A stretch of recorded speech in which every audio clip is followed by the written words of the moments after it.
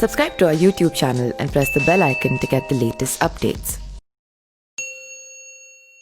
भगवान विष्णु के अवतार में से एक अवतार श्री कृष्ण है। श्री कृष्ण ने इस अवतार में अपना भगवान विष्णु का विराट रूप धारण किया था, लेकिन भी श्री कृष्ण के अंतिम संस्कार के बाद उनके शरीर का वो अंग क्यों नहीं जला, तो आइए जानते हैं कि इस कथा के बारे में। भगवान श्री कृष्ण का जन्म 3112 ईसा पूर्व में हुआ था।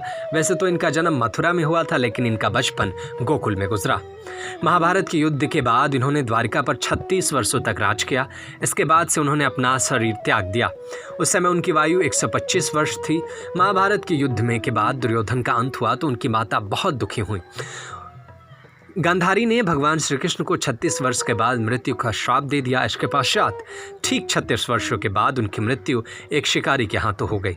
भगवत पुराण के अनुसार एक बार श्री कृष्ण के पुत्र श्याम को एक शरारत सूझी और वो स्त्री का वेश धारण कर अपने दोस्तों के साथ ऋषियों से मिलने गए।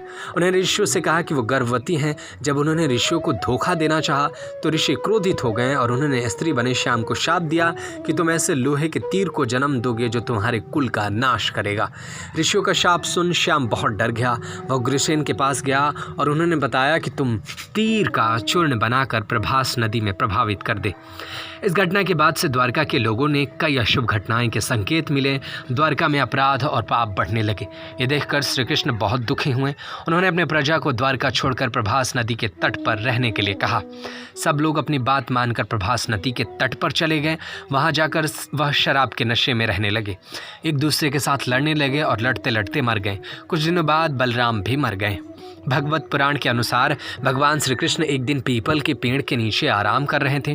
तभी जरा नाम की एक बलेहिया ने श्री कृष्ण के हिरन समझकर तीर मार दिया, जिससे उनकी मृत्यु हो गई। इस तीर में उस लोहे के तीर का अंश था जो श्याम के पेट से निकला था और साक्षात भगवान विष्णु विराजमान रहते हैं।